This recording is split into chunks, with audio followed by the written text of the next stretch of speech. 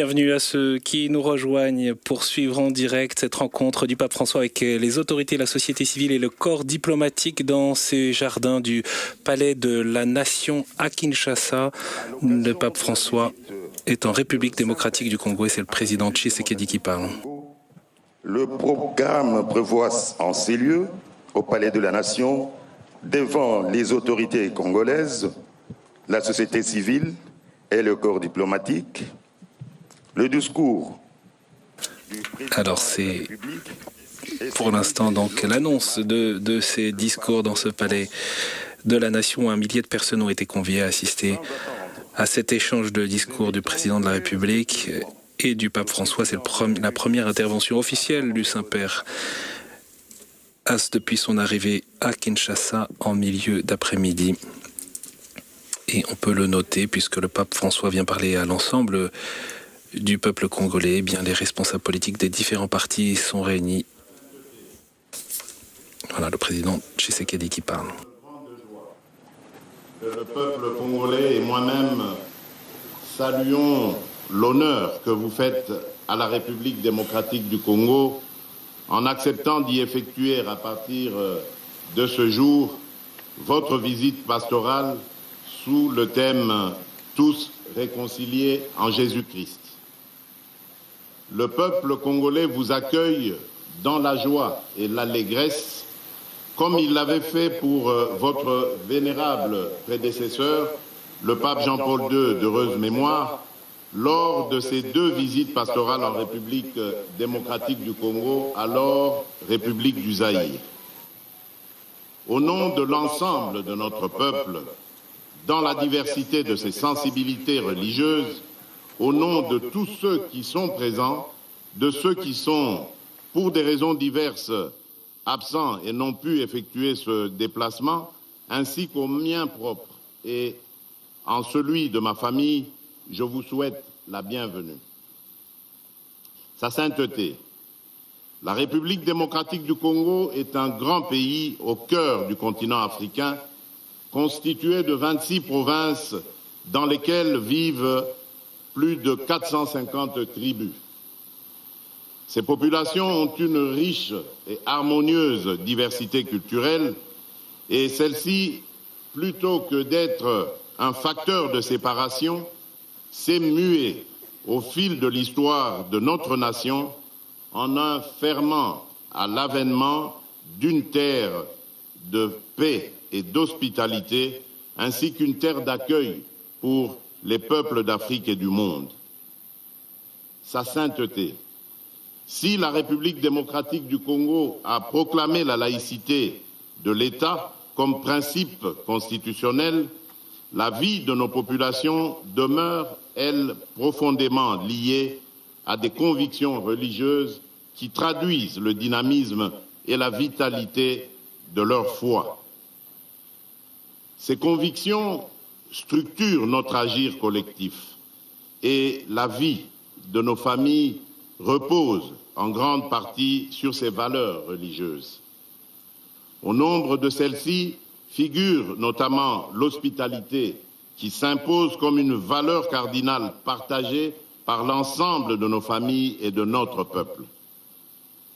Malheureusement, il y a lieu de constater qu'au cours de ces 3 dernières décennies, cette hospitalité qui nous caractérise a été mise à mal par les ennemis de la paix et les groupes terroristes venus essentiellement des pays voisins.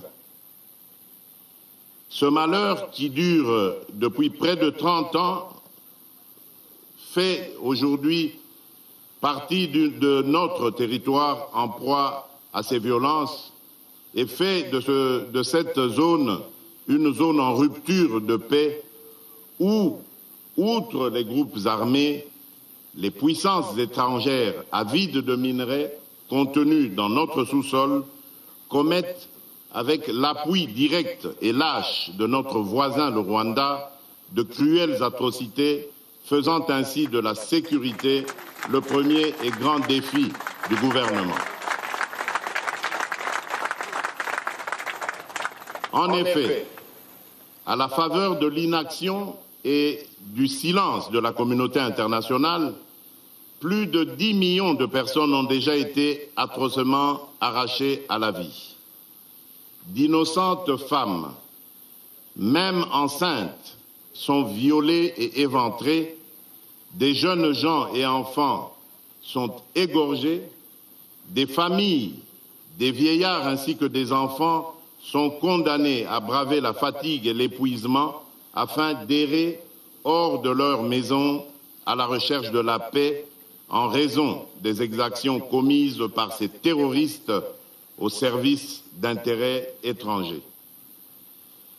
Nous ne pouvions et nous ne pourrons demeurer cois face à une telle injustice et un tel silence complice de la communauté internationale.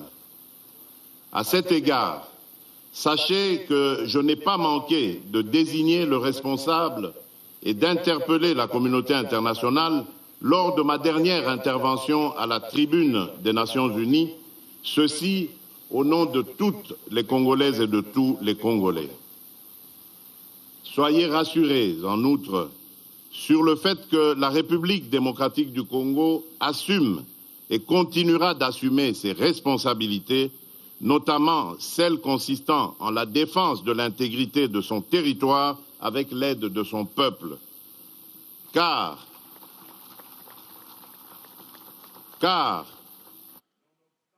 tableau sécuritaire préoccupant, le patriotisme ainsi que la détermination du peuple congolais pour la défense de sa patrie font sa force.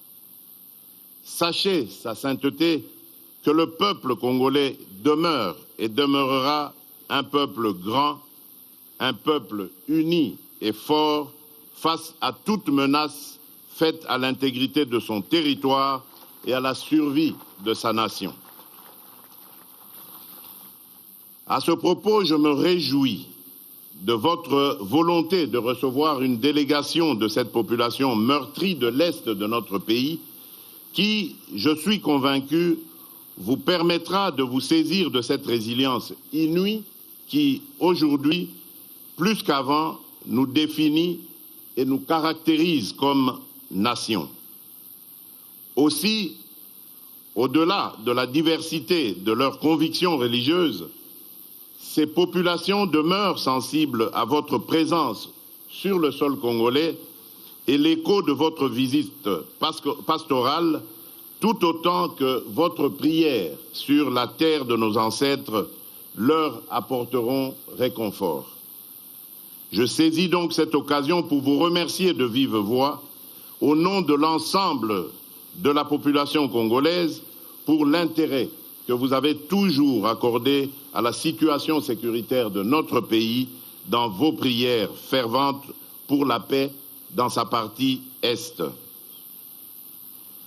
Sa sainteté. Le deuxième défi du gouvernement est d'ordre économique en lien avec les valeurs de partage, d'équité et de responsabilité. Je suis convaincu que ces valeurs incarnées dans notre agir collectif comme citoyens et responsables politiques peuvent servir de base à l'édification d'une société plus juste et plus humaine. En effet, avec son riche potentiel économique, la République démocratique du Congo renferme dans son sous-sol l'essentiel des ressources minérales dont le monde a aujourd'hui besoin pour assurer la transition écologique et la protection de l'environnement. Qualifié de scandale géologique quant à l'ampleur de ses richesses et de son potentiel minier, il demeure qu'à ce jour, ces immenses potentialités ne profitent toujours pas aux Congolais. Notre responsabilité consiste à ne laisser personne au bord du chemin qui mène au développement économique en œuvrant ensemble pour le bien-être collectif dans le but d'éradiquer la pauvreté. Si sur ce chemin, les embûches sont nombreuses, elles ne sont pas insurmontables. En témoigne l'engagement du gouvernement d'inclure dans le système éducatif national les plus pauvres et les plus démunis, en rendant effectif le principe pourtant constitutionnel de la gratuité de l'enseignement de base, non appliqué durant de nombreuses années. le bénéfice de cette décision courageuse et osée est indéniable pour l'avenir de nos enfants et l'édification du Congo de demain. C'est ici l'occasion pour moi de rendre un hommage mérité à l'Église catholique en République démocratique du Congo pour les services rendus dans ce domaine.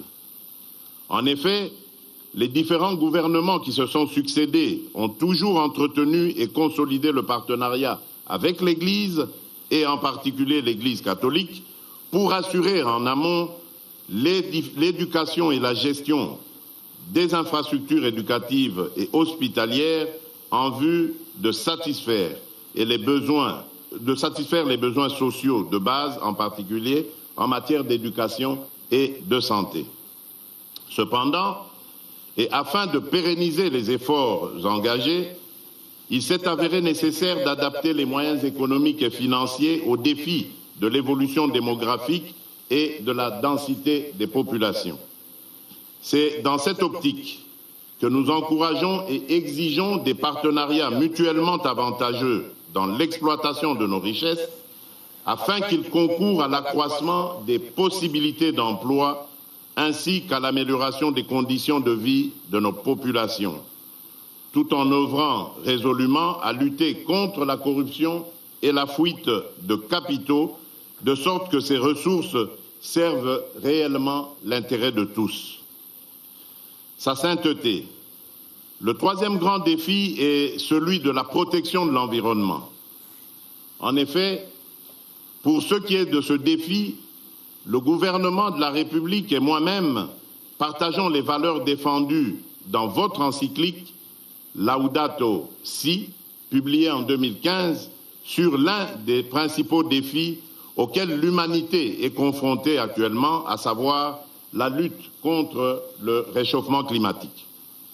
Tout en me réjouissant de ce que la lutte contre les changements climatiques constitue votre cheval de bataille, la République démocratique du Congo et son gouvernement sont très sensibles à l'urgence et la responsabilité qui incombe à l'humanité dans la construction de l'avenir de la planète et la protection de notre maison commune. À l'intérieur du pays, la protection de l'environnement est une composante de notre responsabilité dans l'ouverture du pays à l'exploitation des ressources et énergies fossiles.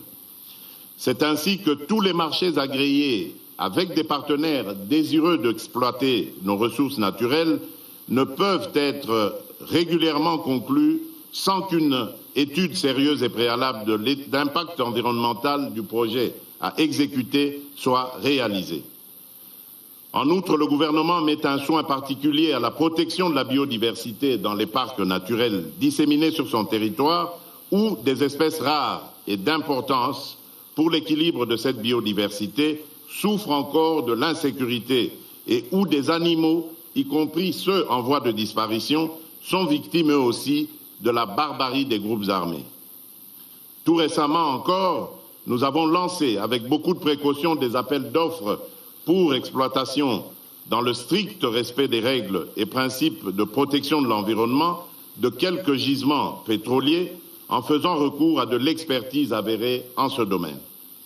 Dans ce contexte de la récession économique consécutive à la crise post-Covid et au conflit armé en Ukraine, ce choix judicieux permettra sur le long terme à notre économie d'amortir durablement le choc lié à ces crises et de permettre à notre peuple de tirer enfin avantage des richesses de son sous-sol.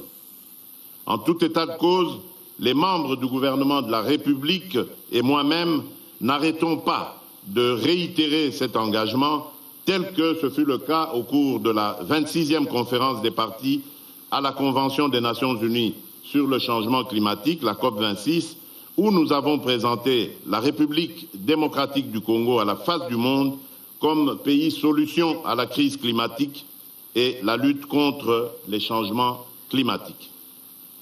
En effet, notre pays dispose de 165 millions d'hectares de forêt, deuxième plus grande forêt tropicale du monde, une grande réserve de biodiversité, avec comme principal atout sa capacité d'absorption de carbone, la première au monde, capable d'absorber près de 1,2 milliard de tonnes de dioxyde de carbone par an.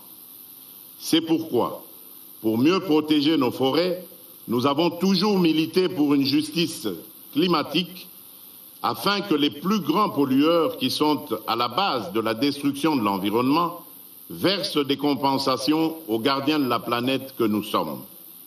Ces compensations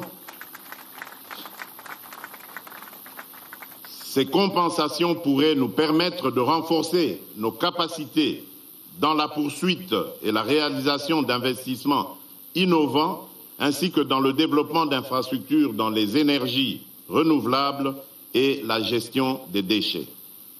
Enfin, je suis fermement convaincu que l'éloignement des menaces sécuritaires dans notre pays contribuera à coup sûr à l'efficacité de la lutte contre les changements climatiques et la protection de l'environnement. Sa sainteté, tels sont les principaux défis, parmi tant d'autres, de notre pays, qu'avec la détermination de son peuple et l'appui de ce dernier, nous ne manquerons pas de relever.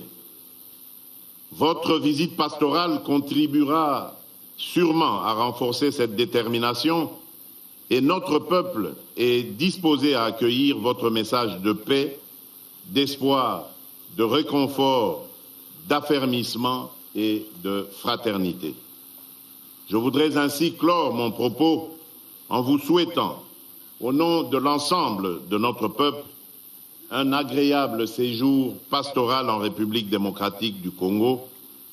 Soyez le bienvenu ou, comme on dit chez nous dans nos 4 langues nationales, Boyei Bolamu, Difikadilenga, Kuisambote, Karibu Kwetu, je vous remercie.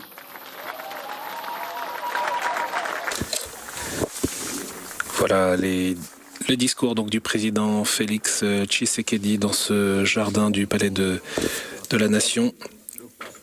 Et c'est maintenant le pape François qui va lui répondre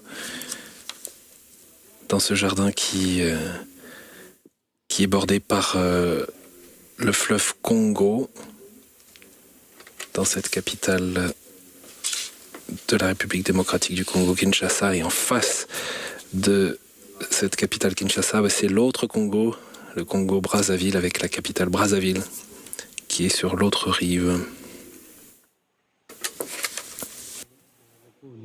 Monsieur le Président de la République, membres illustres du gouvernement et du corps diplomatique, autorités distinguées religieuses et civiles, éminents représentants de la société civile et du monde de la culture, Mesdames et Messieurs, je vous salue cordialement et je remercie Monsieur le Président pour les paroles qu'il m'a adressées. Je suis heureux d'être ici sur cette terre si belle, si vaste, si luxuriante, qui embrasse au nord la forêt équatoriale, au centre et vers le sud les hauts plateaux et les savanes arborées, à l'est les collines, les montagnes, les volcans, les lacs, à l'ouest d'autres grands étendues d'eau avec le fleuve Congo qui rejoint l'océan. Dans votre pays, qui est comme un continent dans le grand continent africain, on a l'impression que la terre entière respire. Mais si la géographie de ce poumon vert est riche et variée, l'histoire n'a pas été aussi généreuse. Tourmentée par la guerre, la République démocratique du Congo continue de subir à l'intérieur de ses frontières des conflits et des migrations forcées et à souffrir de terribles formes d'exploitation indignes de l'homme et de la création. Ce pays immense et plein de vie, ce diaphragme de l'Afrique frappé par la violence, comme par un coup de poing de l'estomac, semble depuis longtemps avoir perdu son souffle. Monsieur le Président, vous avez parlé de génocide oublié qui souffre la République du Congo. Et tandis que vous, Congolais, vous luttez pour sauvegarder votre dignité, votre intégrité territoriale contre les méprisables tentatives de fragmentation du pays, je viens à vous, au nom de Jésus, comme un pèlerin de réconciliation et de paix. J'ai beaucoup désiré me trouver ici et je viens enfin vous apporter la proximité, l'affection et la consolation de toute l'Église. Et apprendre de votre exemple de patience, de courage et de lutte. Je voudrais vous parler à travers une image qui symbolise bien la beauté lumineuse de cette terre, celle du diamant. Chères femmes, chers hommes congolais, votre pays est vraiment un diamant de la création. Mais vous tous, êtes infiniment plus précieux que toutes les choses bonnes qui sortent de ce sol si fertile. Je suis ici pour vous étreindre et pour vous rappeler que vous avez une valeur inestimable, que l'Église et le pape ont confiance en vous, qu'ils croient en votre avenir, un avenir qui soit entre vos mains et dans lequel vous méritez de déverser vos dons d'intelligence, de sagacité, d'assiduité. Courage, frères et sœurs congolais. Relève-toi, reprends dans tes mains, comme un diamant très pur, ce que tu es, ta dignité, ta vocation à garder en harmonie et en paix la maison que tu habites. Revis l'esprit de ton hymne national en rêvant et en mettant en pratique ces paroles. Par le dur labeur, nous bâtirons un pays plus beau qu'avant, dans la paix. Chers amis, les diamants sont généralement rares. Eh bien ici, ils abondent. Si cela vaut pour les richesses matérielles cachées sous la terre, cela vaut à plus forte raison pour les richesses spirituelles enfermées dans vos cœurs. Et c'est précisément à partir des cœurs que la paix et le développement sont possibles, car avec l'aide de Dieu, les êtres humains sont capables de justice, sont capables de pardon, de concorde, de réconciliation, d'engagement et de persévérance pour mettre à profit les talents reçus. Dès le début de mon voyage, je souhaite donc lancer un appel, que chaque Congolais se sente appelé à jouer son rôle, que la violence et la haine n'aient plus de place dans le cœur et sur les lèvres de quiconque, car ce sont des sentiments inhumains, des sentiments antichrétiens qui paralysent le développement et ramènent en arrière vers un sombre passé. En parlant de frein au développement et de retour au passé, il est tragique que ces lieux, et plus généralement le continent africain, souffrent encore de diverses formes d'exploitation. C'est cette devise qui sort de l'inconscient de tant de cultures, tant de gens. L'Afrique doit être exploitée. Et cela est terrible. Après le colonialisme politique, un colonialisme économique tout aussi asservissant s'est déchaîné.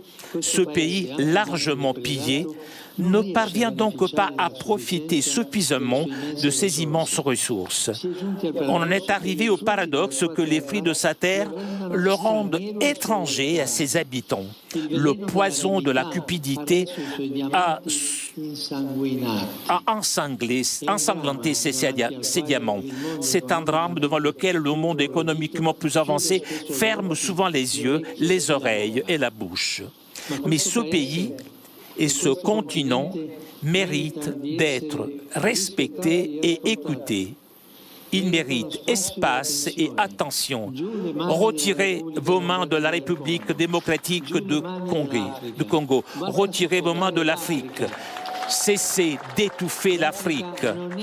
Elle n'est pas une mine à exploiter, ni une terre à dévaliser. Que l'Afrique soit protagoniste de son destin. que le monde se souvienne des désastres commis au cours des siècles au détriment des populations locales et qu'il n'oublie pas ce pays ni ce continent. Que l'Afrique, sourire et espérance du monde, compte davantage, qu'on en parle davantage, qu'elle ait plus de poids et de représentation parmi les nations. Une diplomatie de l'homme pour l'homme, des peuples pour les peuples doit se déployer, selon lesquelles les opportunités de croissance des personnes soient au centre et non le contrôle des zones et des ressources, les visées d'expansion et l'augmentation des profits. En regardant ce peuple, on a l'impression que la communauté internationale s'est presque résignée à la violence qui le dévore. Nous ne pouvons pas nous habituer au sang qui coule dans ce pays depuis des décennies désormais, faisant des millions de morts à l'insu de beaucoup. Il faut que l'on sache ce qui se passe ici, que le processus de paix en cours, que j'encourage de toutes mes forces, soit soutenu dans les faits et que les engagements soient tenus. Grâce à Dieu, il y en a qui contribuent au bien de la population locale et à un réel développement à travers des projets efficaces, non pas des interventions de pure assistance, mais des plans visant à une croissance intégrale. J'exprime toute ma gratitude au pays et aux organisations qui fournissent des aides substantielles en ce sens, en contribuant à la lutte contre la pauvreté et les maladies, soutenant l'état de droit et promouvant le respect des droits humains. Je forme le vœu qu'ils puissent continuer à jouer pleinement et courageusement ce noble rôle. Revenons à l'image du diamant. Une fois travaillée, sa beauté provient également de sa forme, de ses nombreuses facettes harmonieusement disposées. Ce pays, riche de son pluralisme typique, a lui aussi un caractère polyédrique. C'est une richesse qui doit être conservée en évitant de glisser dans le tribalisme et dans la confrontation.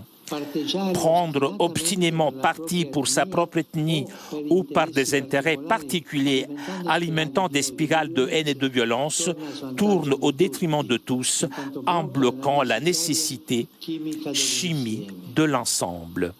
À propos de chimie, il est intéressant de noter que les diamants sont constitués de seuls atomes de carbone, lesquels, s'ils étaient reliés différemment, formerait du graphite.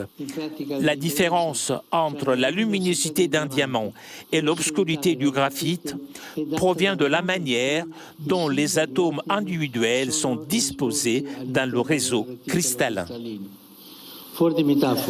Cette métaphore exprime le fait que le problème n'est pas la nature des hommes, des groupes ethniques et sociaux, mais la manière dont on décide d'être ensemble, la volonté ou non de se rencontrer, de se réconcilier et de recommencer fait la différence entre l'obscurité du conflit et un avenir lumineux de paix et de prospérité.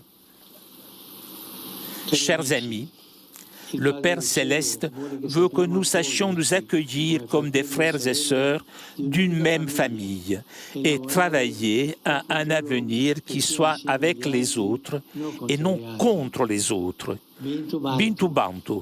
C'est ainsi que l'un de vos proverbes rappelle très bien que la vraie richesse, ce sont les personnes et les bonnes relations entre elles. En particulier, les religions, avec leur patrimoine de sagesse, sont appelées à y contribuer par un effort quotidien de renoncement à toute agressivité, prosélytisme et contrainte, qui sont des moyens indignes de la liberté humaine. Quand on en vient à imposer en allant à la chasse aux fidèles de manière aveugle, par la ruse ou par la force, on ravage la conscience d'autrui et on tourne le dos au vrai Dieu, parce que, ne l'oublions pas,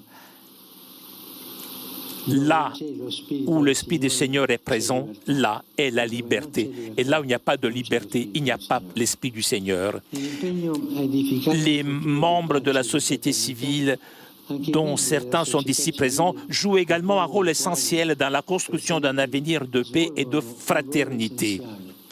Ils sont souvent démontrés qu'ils savent s'opposer à l'injustice et au délabrement au prix de grands sacrifices pour défendre les droits humains, la nécessité d'une éducation solide pour tous et une vie plus digne pour chacun. Je remercie sincèrement les femmes et les hommes, en particulier les jeunes de ce pays, qui ont souffert à divers degrés pour cela, et je leur rends hommage. Le diamant, dans sa transparence, réfracte admirablement la lumière qu'il reçoit. Beaucoup d'entre vous brillent par le rôle qu'il joue.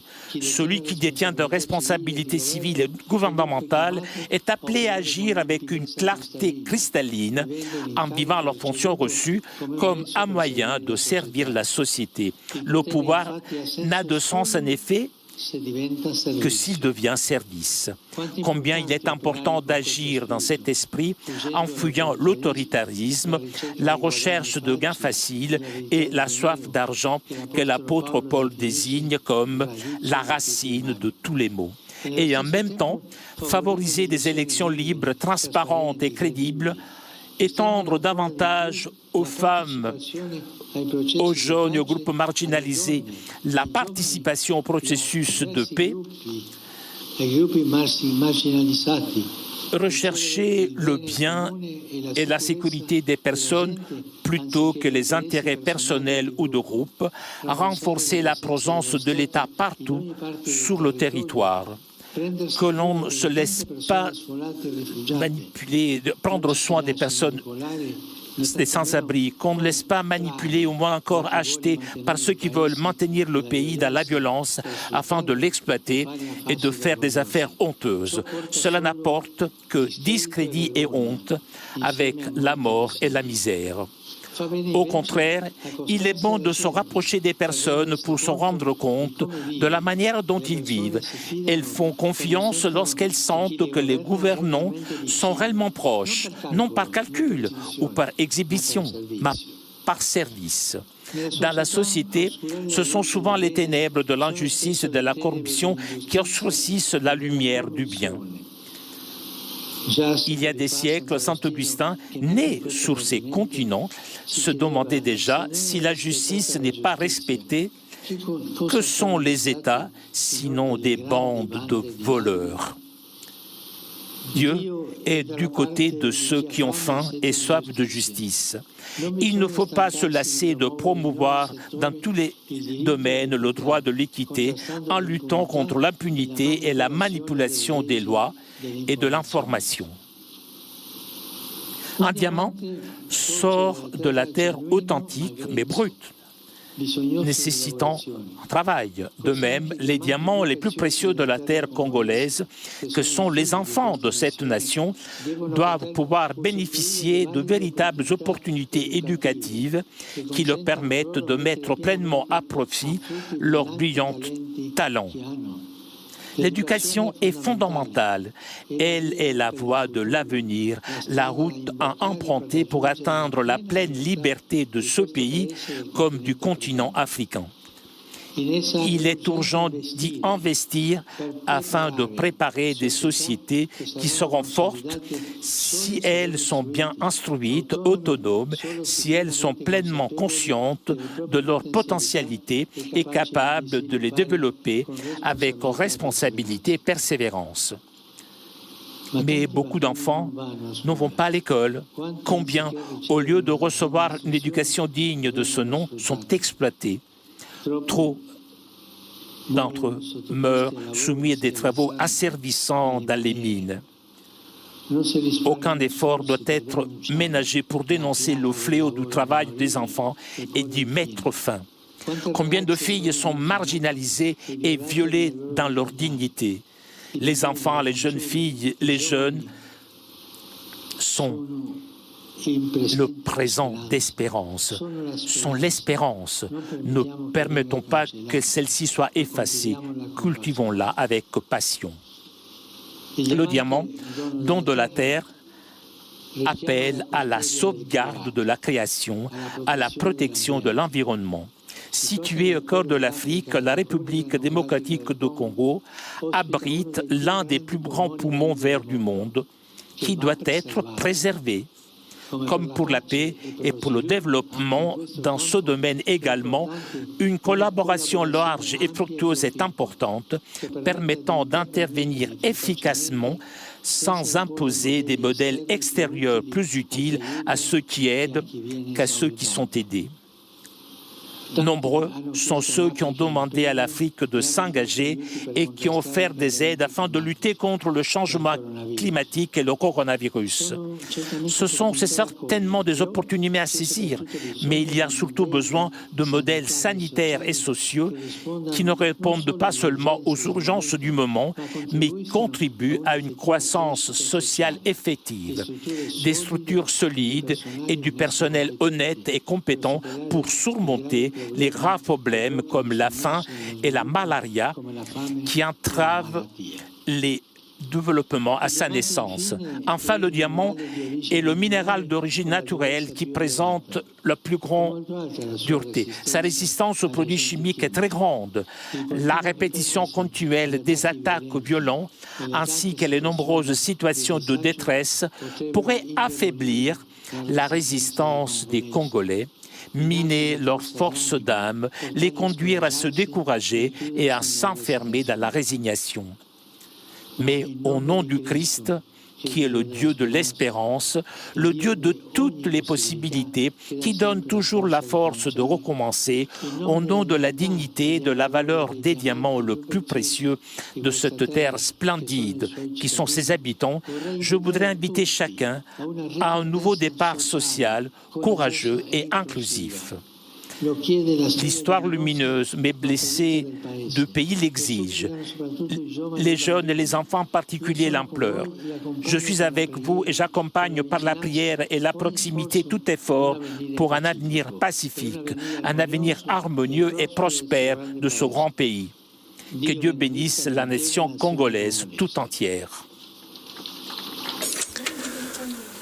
Voilà le premier discours du pape François en République démocratique du Congo depuis ce palais de la Nation devant les représentants des autorités, de la société civile, également du corps diplomatique. Le pape François qui a repris les termes du président Tshisekedi qui a parlé de génocide oublié dont souffre la RDC, tandis que vous luttez pour sauvegarder votre dignité, votre intégrité territoriale contre les méprisables tentatives de fragmentation du pays. Le pape François qui a donc dénoncer le colonialisme économique et le poison de la cupidité dans ce pays largement pillé avec ces mots très forts. Retirez vos mains de la République démocratique du Congo, retirez vos mains de l'Afrique, cessez d'étouffer. L'Afrique, elle n'est pas une mine à exploiter, ni une terre à dévaliser.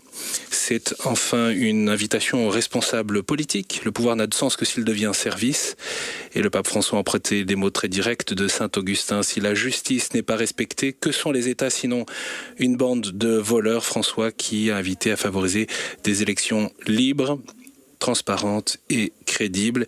Et c'est aussi un appel à la responsabilité des Congolais à qui il revient, le changement dans le pays avec une opposition très nette du pape François au tribalisme qui pousse à prendre parti obstinément pour sa propre ethnie ou pour des intérêts plus particuliers qui alimentent la haine et la violence. Le pape François qui a pris soin aussi de dénoncer les conditions de travail des enfants, le fléau du travail des enfants et appelé à y mettre fin.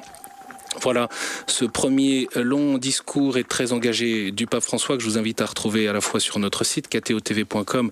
Vous pouvez également revoir cette vidéo, le pape François et le président Tshisekedi qui quittent donc ce jardin du palais de la Nation devant ses invités. Le pape François va maintenant rejoindre la nonciature apostolique qui est à quelques centaines de mètres dans ce quartier résidentiel où sont installées de nombreuses institutions et représentations diplomatiques. C'est là que le pape François va résider durant son séjour à Kinshasa. Il s'y déroulera demain, mercredi 1er février, plusieurs rencontres. À 16h30, la rencontre avec des personnes victimes venues de l'Est du pays.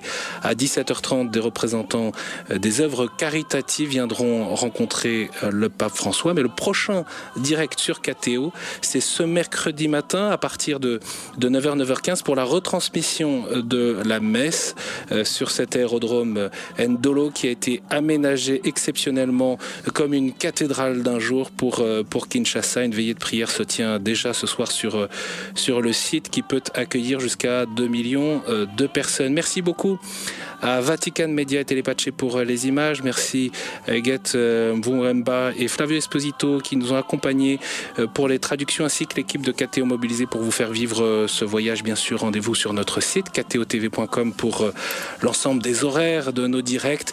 Et nous avons une pensée particulière pour tous ceux qui nous suivent dans la région.